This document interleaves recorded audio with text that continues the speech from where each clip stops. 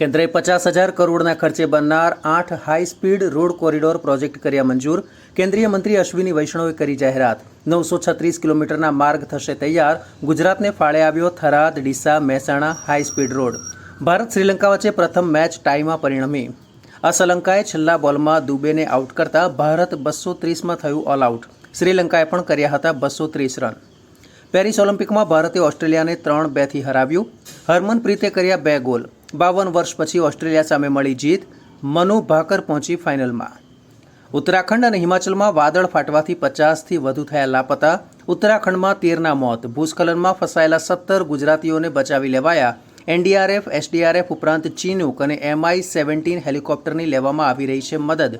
વાયનાડ દુર્ઘટનામાં યુદ્ધના ધોરણે ચાલી રહી છે રાહત અને બચાવ કામગીરી. સેનાએ રાતોરાત બનાવ્યો બેલી બ્રિજ. હવે રેસ્ક્યુ થયું વધુ તેજ.